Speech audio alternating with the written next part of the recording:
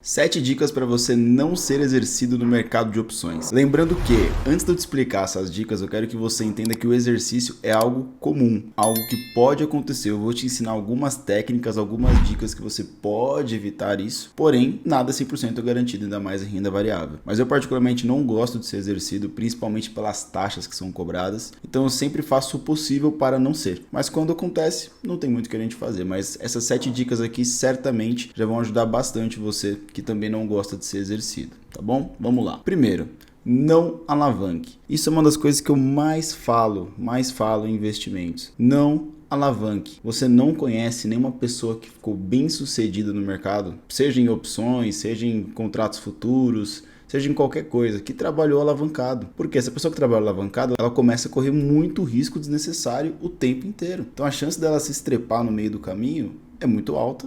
Isso pode te prejudicar. Você ficar alavancado, você vai ficar desconfortável, você vai ficar com medo, você não vai nem conseguir raciocinar direito o que você está fazendo na posição. E principalmente quando você está alavancado, você não consegue fazer o manejo, você não consegue manobrar a sua posição se eventualmente ela vai para a direção que você não queira. Então não trabalhe alavancado. Eu até falo muito pessoal, pô Matheus, eu tenho R$1.000 para trabalhar aqui as travas de crédito com você. Beleza, deixa 250 por operação, 200 por operação de margem. Não coloque os R$1.000 em uma operação. A gente consegue diversificar isso, você não precisa isolar tudo numa coisa só, tá bom? Essa é a dica assim primordial, não alavanque. Se você quer trabalhar de forma confortável, de forma inteligente, não ficar com medo, não ficar desesperado, não alavanca a sua conta, certo? Segundo, julgar o preço da ação para justamente conseguir compreender se ela tá cara ou se tá barata. Quando a gente fala de opções, tem muita gente que fala assim, negocie sempre boas empresas. Não necessariamente, se você quer apostar numa abaixo do preço do ativo, você pode negociar uma empresa ruim. Um exemplo que eu cito bastante, tem até no meu Instagram, uma operação que a gente fez na comunidade foi uma trava de baixa em azul. Então a gente apostou numa queda, né, do preço do ativo, justamente porque o ativo não tinha fundamento. Então a gente olhou o ativo subindo muito forte num dia, e a gente olhou o fundamento e não tinha nenhuma notícia ou nenhum dado que fizesse jus àquele preço que a ação estava. Então a gente apostou numa baixa. Então não sempre você vai ter que escolher ali,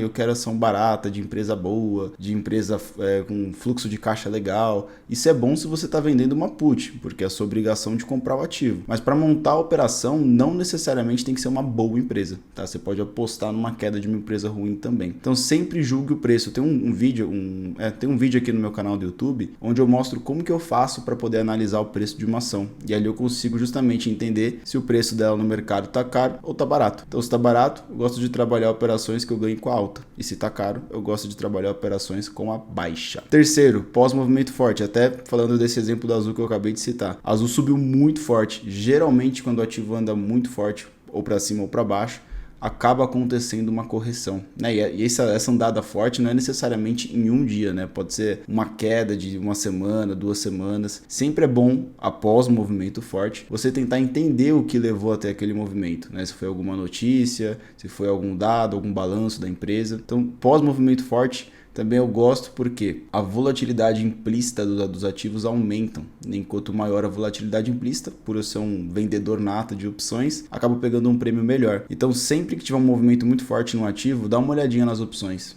Dá uma olhadinha, vê o que aconteceu, seguindo sempre essas 2 primeiras dicas aqui de não alavancar e julgar o preço do ativo, certo? Quarta dica, suporte e resistência. Para quem é grafista, você olhar suportes, regiões que o preço chegou e veio força compradora, ou resistências que foi o preço onde o preço chegou e veio força vendedora, a probabilidade de acontecer novamente se chegar nessa faixa de preço é alta, né? Independente se você gosta ou não de gráfico, é legal você tomar isso como base, e quando você consegue justamente juntar a parte de análise técnica, suporte, por exemplo, como empresa descontada, após um movimento forte, né? Quando você começa a juntar esses pontos, você acaba tendo uma assertividade muito maior nas operações que você realiza. Por isso que a gente está na nossa comunidade com praticamente 60 travas montadas, né? Desde que a gente começou a marcar, e até o momento a gente está com uma rentabilidade muito boa, né, de aproximadamente 8, 9% por operação em média. Então é muito legal você olhar mais de uma coisa, não só gráfico isoladamente ou só fundamento isoladamente. Você trabalhar todas essas dicas para justamente ser mais assertivo no mercado. A quinta dica que eu tenho para você é você usar o delta. Muita gente olha para o delta isoladamente com uma ideia de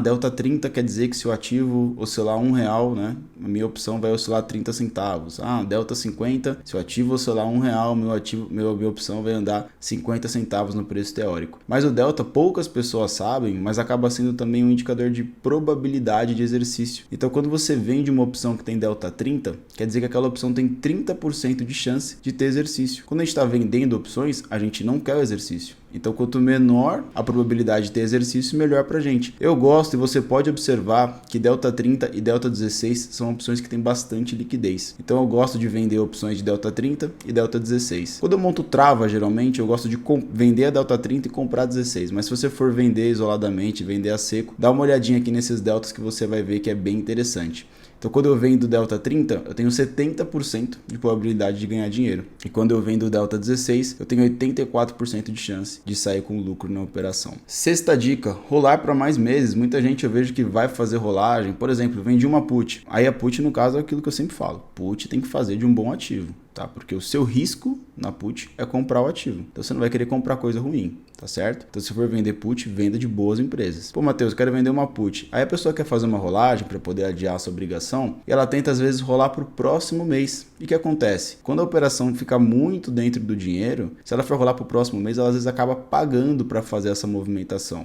E aí não vale a pena. Só que a pessoa não olha para mais meses à frente. Então, às vezes, se você vender para 2 ou até 3 meses à frente, você consegue pegar um prêmio maior e justamente rolar e recebendo dinheiro para isso. Então, é muito importante, caso você queira fazer a rolagem para mais meses, tá em um bom ativo e de preferência um ativo com liquidez, né? Então, aqui no Brasil, BOVA11 é um ativo que dá para fazer umas rolagens legais, Petro dá para fazer umas rolagens legais, os bancos dá para você fazer umas rolagens legais. Então, sempre olhe, às vezes, mais meses e se você consegue pegar um prêmio melhor e adiar um pouco mais essa sua obrigação. Mas lembre-se, sempre que você vender put, aceite que você quer comprar aquele ativo. Tá? Porque no pior dos cenários, você compra pelo preço do strike. O máximo que você pode fazer aqui é adiar a sua obrigação. Sétima e última dica, abaixar o prejuízo com uma operação contrária. Essa daqui eu considero para umas pessoas um pouco mais experientes no mercado de opções. Mas basicamente funciona como? Você monta uma operação onde você ganharia na outra direção e de preferência uma operação de crédito. Então, por exemplo, finge que você vendeu uma put e você a operação acabou vindo contra, o ativo caiu muito, a opção começou a entrar no dinheiro e para você fazer uma rolagem